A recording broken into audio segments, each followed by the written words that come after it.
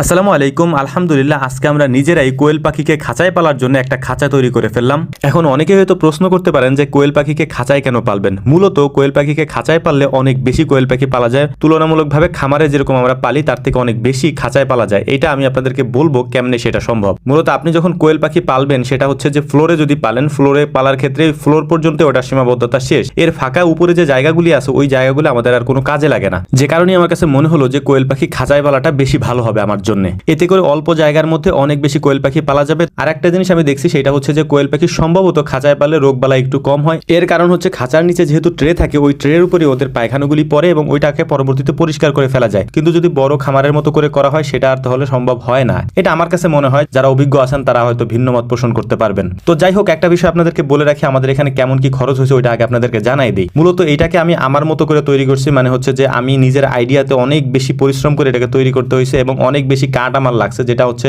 সাধারণত যদি আপনারা এভাবে বানান আপনাদের হয়তো লাগবে না। বলতে পারেন সৌন্দর্য তৈরি করতে গিয়ে অযথায় আমি অনেক বেশি কাঠ খরচ করছি এখানে, যেটা আপনাদের প্রয়োজন পড়বে না। আমি এটা কেন করছি সেটাও আপনাদেরকে বলে দিচ্ছি। আমি এই খাঁচাটা বানাইছি এই কারণেই যে এই কোয়েল যদি আমি কখনো না পালি, এই খাঁচাটা আমি এমন ভাবে বানাইছি যেটার মধ্যে মুরগিও পালা যেতে পারে। সাধারণত কোয়েল পাখির খাঁচার উচ্চতা এত হয় না, একটু কম হয়, এই একটু কম না, যেটা আমি দিছি তার অর্ধেক হবে আর কি। তবে এত উচ্চতার দেওয়ার কারণ হচ্ছে যে এটার মধ্যে যাতে আমি মুরগির বাচ্চা অথবা মুরগিও পরবর্তীতে পালতে পারি, যে কারণেই হচ্ছে এটাকে আমি এভাবে তৈরি করছি। তো এইখানে আমার টোটাল প্রায় 7,000 টাকার মতো খরচ হয়েছিল, যেটা আপনারা করলে বা আপনারা যদি একটু সাশ্রয় করে করেন তাহলে খাঁচাটা আপনি 3,000 3,500 টাকার মধ্যে কমপ্লিট করে ফেলতে পারবেন। তবে আমি যেভাবে করছি এতে আমার প্রায় একটু খরচ বেশি হয়েছে, আমার মতো করে করবেন না, এটা আমি আপনাকে আগেই বলতেছি। তো যাই হোক, আরেকটা জিনিস আপনাদেরকে বলে রাখি, সেটা হচ্ছে এর পাশাপাশি এই খাঁচার পাশাপাশি কোয়েল পাখি পালার জন্য, মানে 500 কোয়েল পাখি পালার জন্য আমরা একটা লোহার খাঁচাও তৈরি করছি। ভিডিওর মাধ্যমে সেটাও আপনাদেরকে দেখাবো। ওই খাঁচাটা তৈরি করতে আমাদের কত টাকা লাগছে এবং ওই খাঁচার ফ্যাসিলিটিগুলো কি সেগুলোও আপনাদেরকে দেখাবো।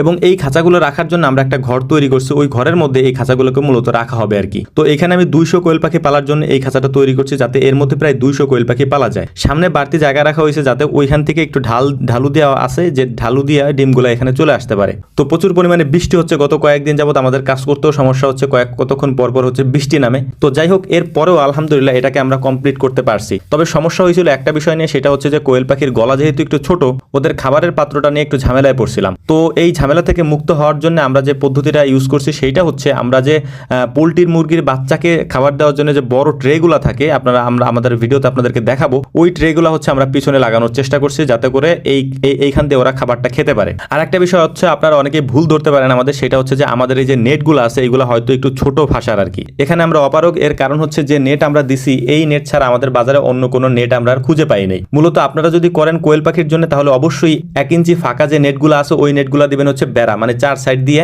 আর যে ফ্লোরটা আছে যেটার উপর কোয়েল পাখি